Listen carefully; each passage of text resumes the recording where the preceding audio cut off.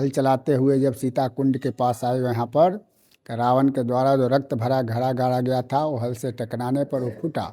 फूटने पर उसमें से अष्ट सखी 8 लड़की के रूप में दिव्य सिंहासन सहित निकली। ये देखकर राजा जनक जी ने स्तुति की हुई है। हेलो दोस्तों, कैसे हो आप सभी लोग। उम्मीद करता हूँ बहुत अच्छे होंगे। और फिर से स्वागत है हमारे चैनल अनुष्का से। जी हाँ, बात करते हैं नए वीडियो के एक नए अंदाज में। तो फाइनली जैसा कि आप सभी को बताया, मैं भी मौजूद हूँ पुनौरा धाम सीतामढ़ी बिहार के अंदर। ये वो जगह है जहाँ पर माता सीता का प्राकट्य हुआ था, या यूँ कहे कि उनका जन्म हुआ था। आज हम वो जगह पर दिखाने वाले हैं, उस जगह को दिखाने वाले हैं जहाँ पर उनका जन्म हुआ था। और उनसे रिलेटेड यहाँ पे कई और जगह हैं जहाँ पर आज मंदिर मौजूद है, वो भी जगह इस वीडियो में आप लोग को दिखाएंगे। तो चलिए दोस्तों, लेके चलते हैं आप लोग को। दोस्तों अभी हम लोग आ चुके हैं जगत जननी माँ जानकी जन्मभूमि पुनौरा धाम सीतामढ़ी। जी हाँ, जो कि बिहार के अंदर मौजूद है। ये थोड़े से ही गेट से आगे हमें कुछ 100 मीटर मुश्किल से चलना है। उसके पास में मंदिर है, वो स्थान है जहाँ पर माता सीता का जन्म हुआ था। तो चलिए चलते हैं। देखिए दोस्तों, ये जो है यहाँ पर, यहाँ की जो लोकल मार्केट है वो आप लोग को देखने को मिलती है, जहाँ से आप प्रसाद और सारा सामान है ना वो ले सकते हैं। और यहाँ पर मौजूद है सीता रसोई। ये देखिए, फाइनली काफ़ी इंतजार के बाद इतनी ठंड में हम पहुँच गए हैं माँ सीता जन्मभूमि। देखिए, भगवान श्री राम की जन्मभूमि अयोध्या तो आप लोग कई बार हमारे साथ घूम चुके हैं, लेकिन आज हम आप लोगों को दिखाने वाले हैं। ये देखिए, श्री जानकी जन्मभूमि पुनौरा धाम सीतामढ़ी बिहार। तो चलिए, सामने ही मंदिर है जो कि कोहरे में आप लोगों को यहाँ से नहीं दिख रहा होगा। ये देखिए, तो चलिए चलते हैं। फिलहाल भाई सोचिए, मुश्किल से 10-20 मीटर है, वहाँ से ही मंदिर नहीं दिख रहा है, इतना विजिबिलिटी कम है आज। तो फाइनली अभी हम पहुंच गए हैं पुनौरा धाम माँ सीता जन्मस्थली। हमारे पीछे आप लोग यहाँ पर मंदिर देख सकते हैं। मंदिर के अंदर आप लोगों को कराए गए माँ सीता सहित भगवान श्री राम और बाकी देवी देवताओं के भी दर्शन। और यहाँ के पुजारी से पूछते हैं यहाँ के बारे में कि क्या यहाँ का इतिहास है और क्या यहाँ की कहानी है। दोस्तों मंदिर कुछ इस तरीके का है। काफ़ी भव्य मंदिर तो नहीं अभी बना हुआ है, छोटा सा मंदिर है, लेकिन यहाँ की एनडीए की गवर्नमेंट ने इसको और विशाल बनाने की यहाँ पर बात कही है। तो देखिए कब तक इसका काम माँ जानकी जन्मस्थली का शुरू हो पाता है कि ये और भव्य राम मंदिर के जैसा ही बन पाए यहाँ पर, है ना। तो ये देखिए, तो चलिए चलते हैं अंदर, दर्शन कराते हैं आप लोग को, फिर यहाँ के बारे में जानकारी प्राप्त करते हैं। निकाल के हम जा रहे हैं अंदर की तरफ। ये देखिए, काफ़ी सुंदर चित्रकारी यहाँ पर करी गई है और करेंगे दर्शन।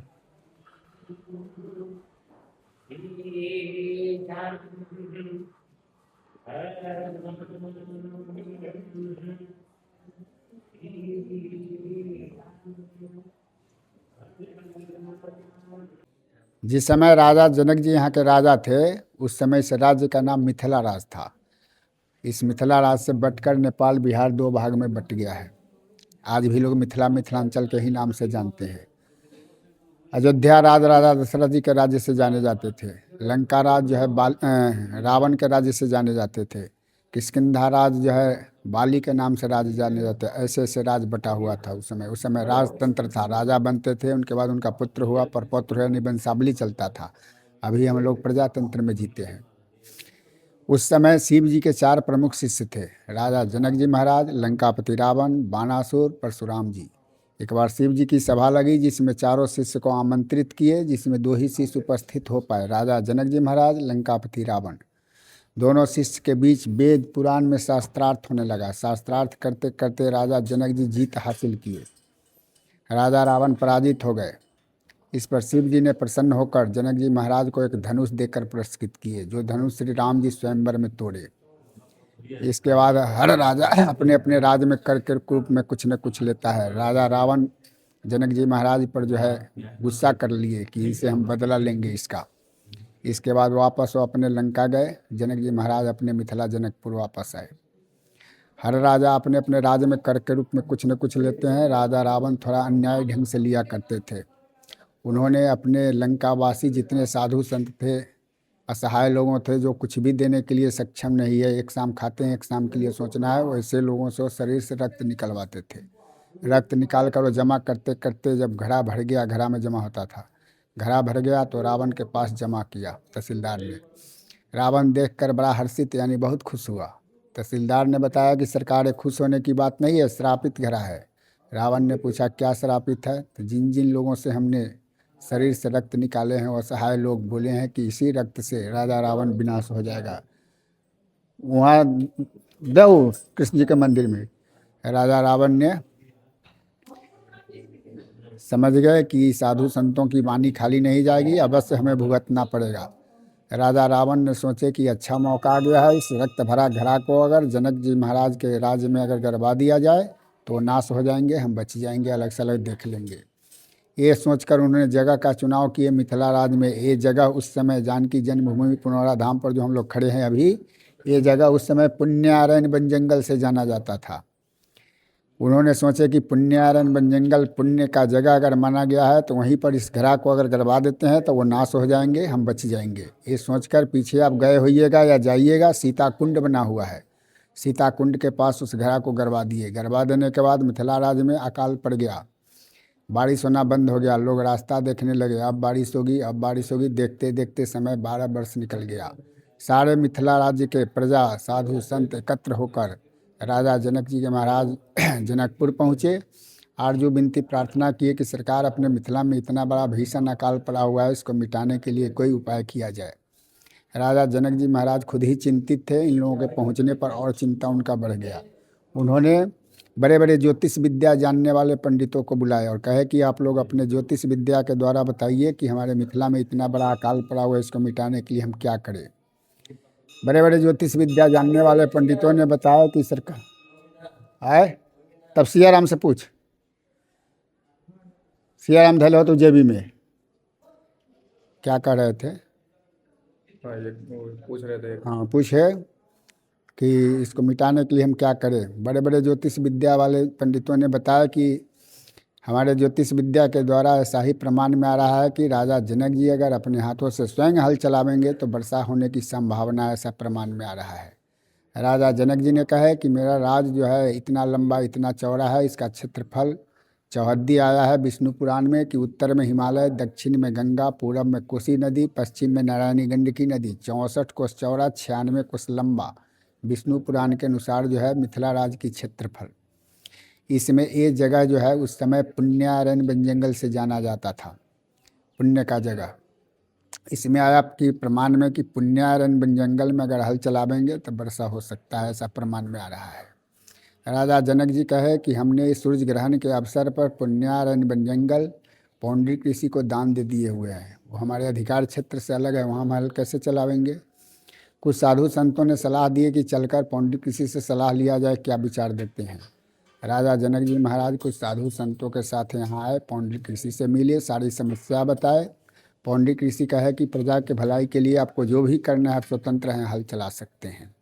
राजा जनक जी फिर वापस जनकपुर गए, हल चलाने की तैयारी करके जब वहाँ से चले तो विष्णु पुराण के अनुसार 88,000 साधु संत प्रजा उनके पीछे लग गए कि हमारे राजा हल चलाने चल रहे हैं भीषण अकाल को मिटाने के लिए।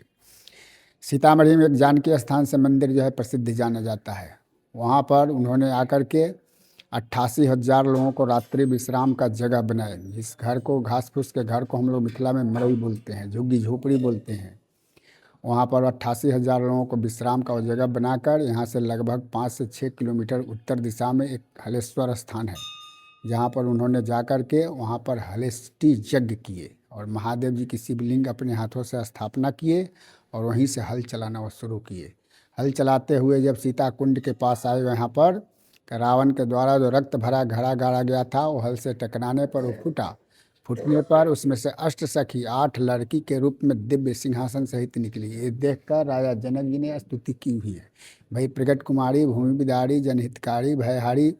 स्तुति करने पर उसमें से 7 बच्ची विलुप्त हो गई, सिंहासन सहित धरती में दब गई और मध्य भाग की बालिका बीच वाली जो थी वो बच्ची रूप में रोने लगी। राजा जनक जी उसे गोद उठा लिए। उस समय से बारिश होना शुरू हो गया। राजा जनक जी सोचे कि ये भूमि दान दिए हुए हैं, इन पर पौंडरिक ऋषि का हक बनता है, जो कुछ मिला। उस बच्ची को पौंडरिक ऋषि के गोद में डाल दिए। पौंडरिक ऋषि कहे कि इसका पालन पोषण हम कर नहीं पाएंगे, कर भी लेंगे तो भविष्य में कलंकित हो जाएंगे। आप राजा हैं, आप इसे संतान के रूप में स्वीकार करें। फिर से कह करके राजा जनक जी के गोद में पौंडरिक ऋषि उस बच्ची को डाल दिए और यहाँ नाम रख दिए जनक पुत्री जानकी। उस समय से और बारिश तेज हो गया, देवता लोग फूलों का वर्षा करने लगे। वर्षा से बचने के लिए जानकी स्थान मंदिर जहाँ पर है वहाँ पर वो कैंप जो गिराए हुए थे वहाँ वो चले गए। वर्षा 6 दिन तक होते रह गया। हमारे मिथिला में बच्चा बच्ची जब जन्म लेता है तो 6 दिन पर उसका छठी मनाया जाता है, वहाँ उनका छठी मनाया गया। और धर्मशास्त्र के अनुसार बच्चा बच्ची जो छठी मनाया जाता है उसी रोज़ उसका नामकरण भी किया जाता है। तो वहाँ उनका नामकरण नारद जी ने नाम वहाँ सीता रखे। सीता क्यों रखे? हल जो हम लोग चलाते हैं उसके अग्रभाग में लोहे का फाल होता है जिसे सीत बोलते हैं। मिट्टी जो कोड़ते हैं उसे सिराउड़ कहते हैं, गड्ढा कहते हैं, क्षेत्रीय भाषा अलग अलग है, दोनों को मिलाने से सीता बनता है, इसीलिए वहाँ उनका नाम सीता पड़ा। और घास फूस के घर जो मड़ई था इसलिए जगह का नाम पड़ गया सीता मड़ई। और ये जगह जो है पुण्यारण्य से प्रभंस होकर पुनौरा के नाम से बदल गया, पुनौरा पुनौरा हो गया। तो ये जन्म स्थली है, वहाँ पर सीता जी की छठी मनाई गई थी। उसके बाद वो जनकपुर ले गए, वहाँ उनका पालन पोषण हुआ, शादी स्वयंवर हुआ राजा जनक जी का। जो उस समय राजमहल था, चारों दिशा में 4 फाटक यानी 4 गेट था, चारों गेट पर 4 धाम बना हुआ है। उत्तर दिशा गेट पर धनुषा जहाँ पर श्री राम जी धनुष तोड़े हुए थे। दक्षिण दिशा गेट पर गिरजाघर जहाँ पर सीता जी पूजा करने जाती थी। पूर्व दिशा गेट पर हरिहरनाथ कल्याणी मंदिर। और पश्चिम दिशा गेट पर जलेश्वर स्थान जो शिवलिंग हमेशा जल में डूबे हुए रहते हैं। बोलिए जानकी जन्मभूमि पुनौरा धाम की जय। तो दोस्तों ये है पुनौरा धाम का वो मंदिर जहाँ अभी हम आप लोग को दर्शन करा के आए हुए हैं। ये उसका पीछे का भाग है और अभी हम पहुँच गए हैं सीता कुंड, सीता उद्यान। ये वही सीता कुंड है, ये वही स्थान है। देखिए मंदिर तो अभी वहाँ पर बना दिया गया है कुछ दूरी पर, लेकिन ये वो कुंड है। देखिए लिखा हुआ है माँ सीता उर्विजा कुंड, यानी कि अभी इस जगह पे कुंड बना हुआ है, लेकिन कभी उस समय में उस युग में यहीं पर जब महाराज जी ने यानी कि महाराज जनक ने हल चलाया तो माता सीता एक घड़े के अंदर से निकली। ये देखिए अभी मतलब कहते हैं ना उस जगह को संरक्षित करने के लिए कुछ ऐसा बनाते ज़रूर हैं। अभी ये खाली जगह पड़ी रहती तो कहीं ना कहीं यहाँ पर पता नहीं क्या से क्या हो रहा था, गंदगी हो रही थी, कुछ हो रहा था। लेकिन अभी देखिए फाइनली ये जो है पूरा जगह कुंड के रूप में परिवर्तित है और ये वही स्थान है जहाँ से माता जानकी एक घड़े में से निकलती हुई राजा जनक को मिलती है। इसी के तर्ज पर इसका नाम सीता कुंड, सीता उर्विजा कुंड रख दिया गया। और जो मंदिर है पुनौरा धाम का वो ये बना हुआ सामने की तरफ है ना, जहाँ से अभी हम लोग आए हुए हैं। तो इसकी सारी जानकारी जो है वो महाराज जी से हमने ले ली है, जो यहाँ के महाराज जी हैं जो संक्षेप में ली है। और ये आज दूर दूर से लोगों को देखने के लिए यहाँ मौजूद है। और जैसे कहते हैं ना भगवान श्री राम की जन्मभूमि अयोध्या, तो माता सीता की जन्मभूमि असली यही है। फिर यहीं से ले जाने के बाद उनका जो है राजा जनक ने जनकपुर में लालन पालन किया था, तो वहीं पे भगवान श्री राम उनको ब्याहने के लिए गए हुए थे। तो ये थी माँ सीता जन्मस्थली, जो उनके मेन यहाँ पर धाम बने हैं। एक तो ये कुंड जहाँ से वो जन्मी, फिर ये मंदिर इसी कुंड के बगल में जो उनके जन्म स्थान के नाम से जाना जाता है पुनौरा धाम में, और फिर वो एक सीतामढ़ी में बना हुआ जनक जानकी मंदिर जहाँ पे उनकी छठी मनाई गई। उनको 6 दिन तक उसी जगह एक तंबू में मड़ई में रखा गया, जिसके नाम से सीतामढ़ी पड़ा। सारा कुछ संक्षेप में जो है महाराज जी ने बता दिया था। उम्मीद करते हैं ये वीडियो आप लोगों को काफ़ी पसंद आएगा। वीडियो पसंद आए तो लाइक कर दें, चैनल पे पहले विजिट कर रहे हो तो प्लीज़ चैनल को सब्सक्राइब कर लेना। इसी तरीके से बहुत सारे वीडियो हमारे आते रहते हैं। तो चलिए दोस्तों, और एक बात बता दें आप लोगों को जानकारी, अगर हमारे शॉर्ट वीडियो आप लोगों को देखना है तो अनुज क्रॉप्स फेसबुक पे पेज है और अनुज क्रॉप्स इंस्टाग्राम पे भी पेज है, वहाँ पे भी जाके आप लोग शॉर्ट वीडियो का एंजॉय ले सकते हो और फॉलो कर सकते हो। तो चलिए दोस्तों, मिलते हैं नेक्स्ट वीडियो में, तब तक के थैंक यू सो मच। जय हिंद, जय भारत।